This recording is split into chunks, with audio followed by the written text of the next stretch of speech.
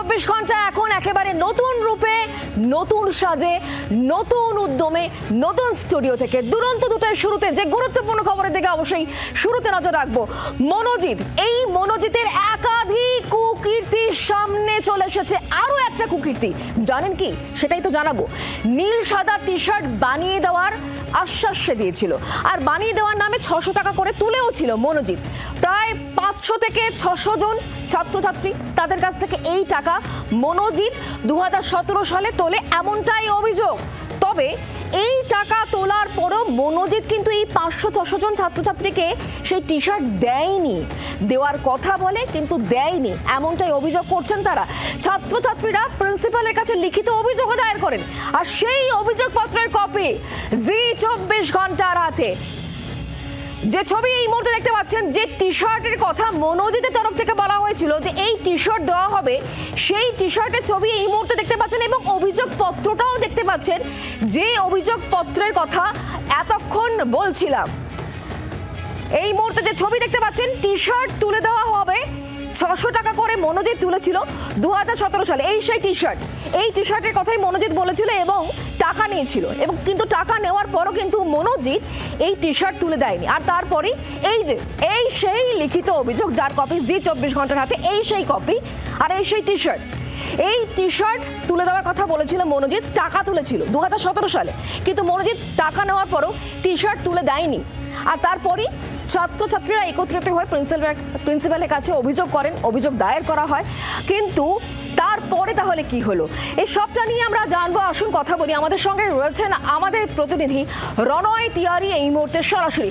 রণয়, একটু জানার চেষ্টা করবো তোমার কাছ থেকে, এই যে 2017 সালে অভিযোগপত্রের কপি জি 24 ঘন্টা দেখাচ্ছে, টি শার্ট দেওয়ার আশ্বাস, টাকা তোলা হয়েছিল, টি শার্ট তো পাননি পড়ুয়ারা, এরপরে কি হলো? অভিযোগপত্র তো আমরা দেখাচ্ছি।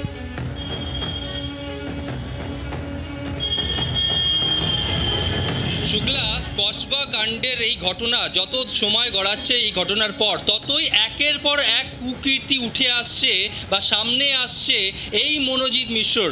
2017 সালের ঘটনা, সেখানে মনোজিৎ মিশ্র কলেজের প্রত্যেক ছাত্রছাত্রীকে স্ট্রিক্টলি জানিয়ে দেয় যে তার কাছ থেকে একটা নীল সাদা রঙের টি শার্ট কিনতে হবে।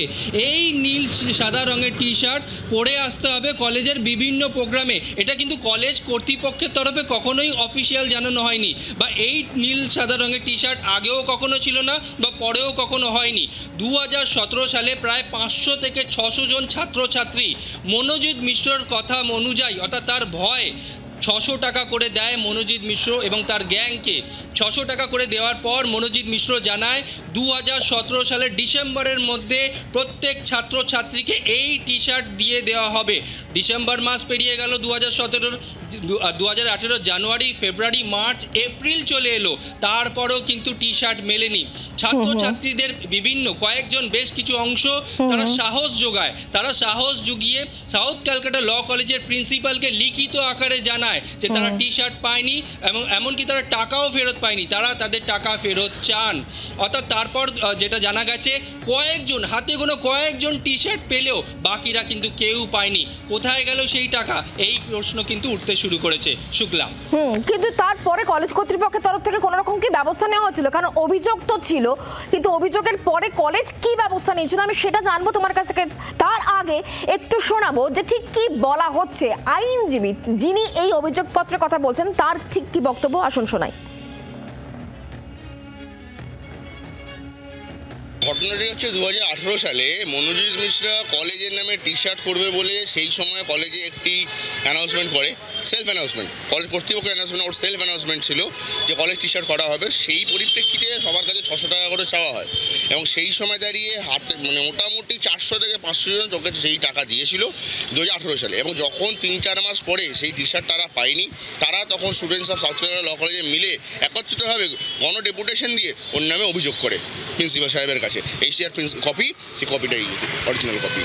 বলা হয়েছিল 1 মাসের মধ্যে দেওয়া হবে, কিন্তু 3-4 মাস কেটে যাওয়ার পরে যখন টি শার্ট পাওয়া যায়নি, তখনই স্টুডেন্টরা কমপ্লেন করে।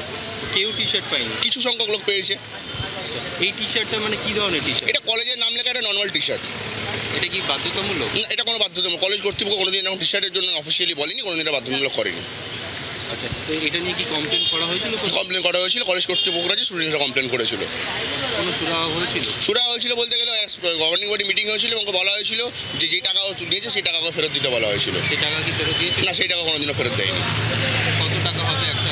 অ্যাপ্রক্সলি যদি আমি বলে দিই সব 1 লাখ টাকা মিনিমাম 500 জনের থেকে 600 টাকা করে নিয়েছিল।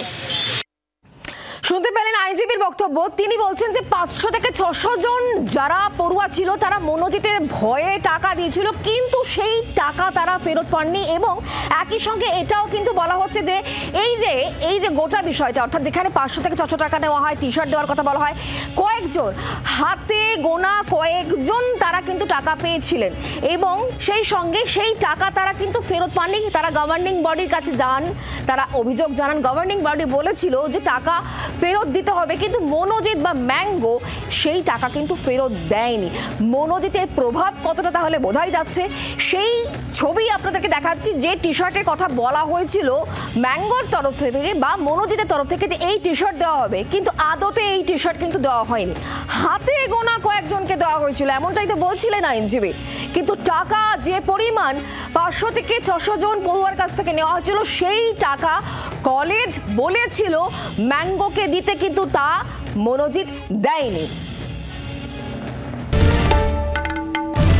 বাংলার আওয়াজ, বাঙালির আবেগ, জি 24 ঘন্টা।